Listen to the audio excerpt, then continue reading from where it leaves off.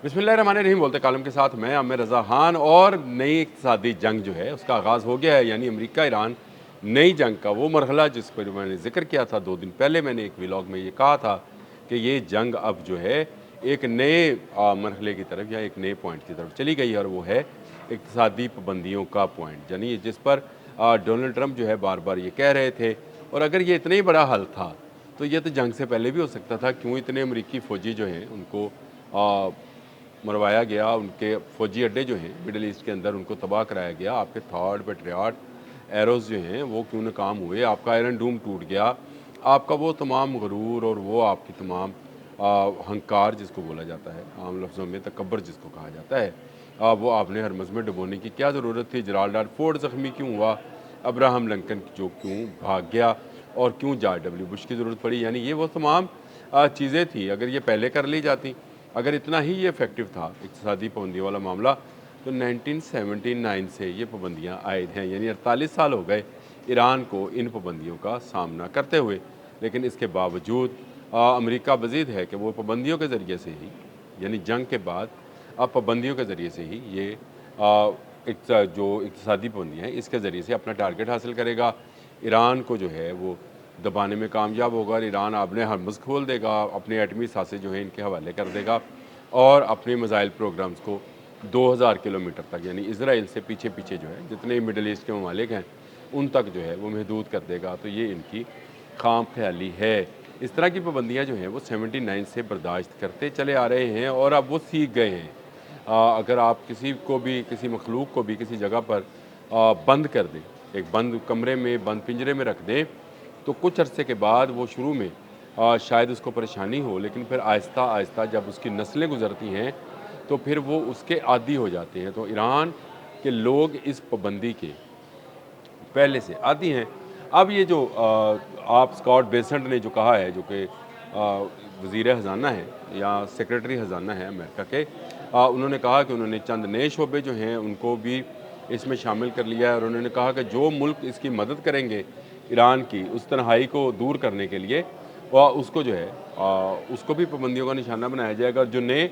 5 शोबे उन्होंने डिफ़ाइन किए हैं उसमें डिजिटल असासे हैं, यानी वही क्रिप्टो करेंसी जिसको हम आम ज़ुबान में कहते हैं, लेकिन अभी इसकी बहुत सारी इकसाम जो हैं ये आ गई हैं, और ये अब वाकई ही मुल्कों की एक ऐसी दौलत है जो कि डिजिटलाइजेशन के ज़रिए सिर्फ वायर्स के अंदर है। फिर उसके बाद उन्होंने कहा है कि उसकी टेक्नोलॉजी, सोना, हवाबाजी और जहाज़रानी, ये वो शोबे हैं जिसमें ईरान ने हर आने वाले दिन के साथ उसके साइंटिस्ट ने ज़रूर और ज़रूर जो है अमेरिका को हैरान किया है, बल्कि दुनिया को मैं ये कहूँगा हैरान किया है कि उन्होंने इन तमाम शोबों में सबको मात दी है। ईरान क्या इन पाबंदियों के बाद भी खड़ा रहेगा? तो इसका जवाब जो है वो आपको नज़र आता है। ईरानी जितने इस वक्त भी लोग हैं उन्होंने यही बात की, बाकर कालीबोफ ने और अब्बास अरागची ने, मसूद पज़ेश्कियान ने, कि ये पाबंदियाँ जो हैं ये अमेरिका के जो है कामयाबी का जो है वो वजह नहीं बन सकती, क्योंकि हम इन पाबंदियों के पहले से ही आदी हैं। पहले बहुत सारी फ़ौजी और इक़्तिसादी पाबंदियाँ उस पर थीं, अभी भी हैं, लेकिन उसके बावजूद ईरान के कुछ दोस्त ऐसे हैं जो उससे अपना तल्लक जो है वो बरकरार रखेंगे, तिजारती तल्लक बरकरार रहेगा, और ये इसके लिए जो है वो तैयार भी थे। अभी जो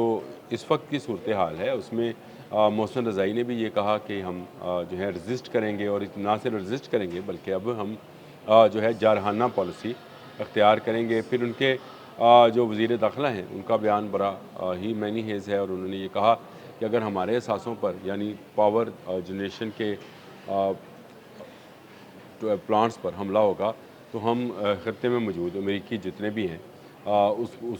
पर भी हमला करेंगे। और ये जो है ये चीज़ जो है एक नई जंग की सूरत इख्तियार करती चली जाएगी। इक़्तिसादी पाबंदियाँ गो ईरान को मज़ीद मुश्किल में लाएंगी, लेकिन ये उस नहज पर नहीं जाएगा कि वो आपको, आपके हवाले, आपके अपने एटमी सासे और अपना मिसाइल प्रोग्राम और अपनी आपने हरमज़ कर दे, क्योंकि वो जानता है कि उसने दुनिया को आपने हरमज़ के ज़रिए पकड़ रखा है। और जब अभी भी आज जिस वक्त मैं आपसे बात कर रहा हूँ 46 के करीब जहाज़ों को वार्निंग जारी कर उनको रोक दिया गया है कि वो आपने हरमज़ जो है वो अबूर नहीं कर सकते। इसका मतलब है कंट्रोल अमेरिका का نہیں ہے۔ پیٹ ہیگسٹ جو مرضی کہتے رہیں، ان کا بھی ایک بیان سامنے آیا ہے کہ یہ جنگ بند نہیں ہوئی ہے اور ہم فوجی کارروائی کر سکتے ہیں۔ تو آپ فوجی کارروائی پہلے بھی کر رہے تھے، لیکن ایران کو دبانا اتنا آسان کام نہیں تھا، اور ایران نے یہ ثابت کیا کہ اس نے اپنے تمام پروکسی کے ذریعے بھی اس نے وہ جو ہے آپ کو تنگ کیا ہوا ہے۔ اس وقت بھی میں بات کر رہا ہوں لیبنان کی، میں بات کر رہا ہوں یمن کی، کہ اس کی جو پروکسیز ہیں ایران کی، وہ بھی ابھی تک جو ہیں آپ کے قابو میں نہیں آئی۔ تو ایران تو ایک بڑا ملک ہے، ایران ایک طاقت ہے، اور اس کو دو ملکوں کی ایسی حمایت حاصل ہے، جو سپر پاورز کی، جو امریکہ کو بھی اس خطے میں جو ہے تباہ کرنا چاہتی ہیں۔ ایک رشیا، دوسرا چین، اور انہی کے ساتھ اس کے اقتصادی روابط بھی ہیں۔ تو امریکی ایرانی جو قیادت ہے، اس کا یہ کہنا کہ اس کے دوست ممالک ایسے ہیں کہ اس کے ساتھ اقتصادی تعاون جو ہے وہ جاری رکھیں گے۔ صرف آبِ حرمز نہیں، ایران کو کیسپین کی طرف سے بھی، یعنی رشیا کی طرف سے بھی امداد جو ہے وہ ملتی رہے گی، اور نئے سے نیا ویپنز اور نیا سے نئے مدد جو ہے اس کو حاصل رہے گی، کیونکہ اس کے پاس ایک ایسی دولت تیل کی صورت میں موجود ہے جس کا استعمال کر کے وہ ابھی تک 48 سالوں میں کسی کے سامنے نہیں جھکا ہے، اور اب بھی نہیں جھکے گا۔ امریکہ کی یہ تمام کی تمام صورتحال جو ہے اس کے لیے ہر آنے والے دن کے ساتھ بوجھ بنتی چلی جائے گی۔ امریکہ کے اندر سے آوازیں آنا شروع ہو گئی ہیں کہ یہ جنگ جو ہے یہ امریکہ کے مفاد میں نہیں ہے۔ پیٹ ہیگسٹ جو مرضی کہیں کہ وہ جنگ جاری رکھیں گے اور جنگ بند نہیں ہوئی ہے اور ہم حملہ کر سکتے ہیں، ایران نے ہر موقع پر 28 فروری سے لے کر آج کے دن تک، یعنی آج 25 اگست تک جو ہے، اور ان تمام ماہ میں ایران نے کسی ایک موقع پر بھی سرنڈر نہیں کیا ہے۔ آپ اس پر عسکری جنگ آپ نے مسلط کر کے دیکھ لی، اب آپ اقتصادی جنگ اس پر مسلط کرنا چاہتے ہیں اور اس کے ذریعے اس کو ڈرانا چاہتے ہیں۔ تو ایران اس بات سے ڈرنے والا نہیں ہے، وہ اس کی ان ساری پابندیوں کا بہت پہلے سے ادراک کیے ہوئے تھا، اور اسی لیے اس نے اپنی تیاری اور اپنے عوام کے ذہنی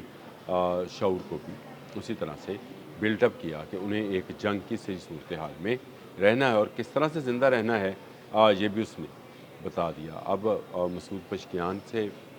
جو مرضی ان کو بیان آ جائے، پاسداران انقلاب کی پالیسی جو ہے وہ دفاعی سے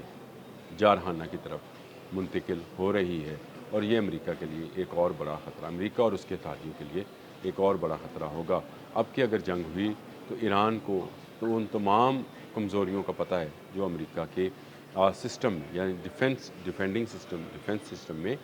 موجود ہیں۔ اس کو پتہ ہے کہ ان کے تھاڈ اور پیٹریاٹ جو ہیں وہ بیٹریز کہاں ہیں، اور ان کے جو اڈے ہیں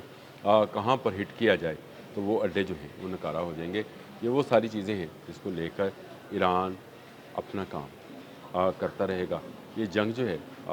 یہ مسلط کی گئی تھی ایران پر، اب اس کو اقتصادی جنگ بنانے کی کوشش کی جا رہی ہے، لیکن یاد رکھیے عسکری جنگ میں شکست کے بعد امریکہ اقتصادی جنگ کی طرف آیا ہے، اقتصادی جنگ میں شکست کے بعد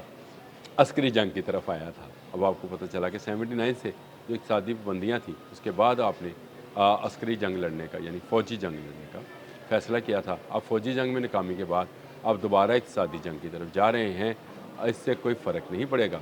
ایران ہر وہ کام کرے گا جو اس کے اپنے عوام کے مفاد میں ہوگا۔ وہ اپنی خود مختاری پر اور آبِ حرمز پر کوئی سمجھوتا کرنے والا نہیں ہے۔ پابندیاں آپ جتنی مرضی لگاتے رہیں۔ اب تک کے لیے اتنا ہی۔ اللہ حافظ۔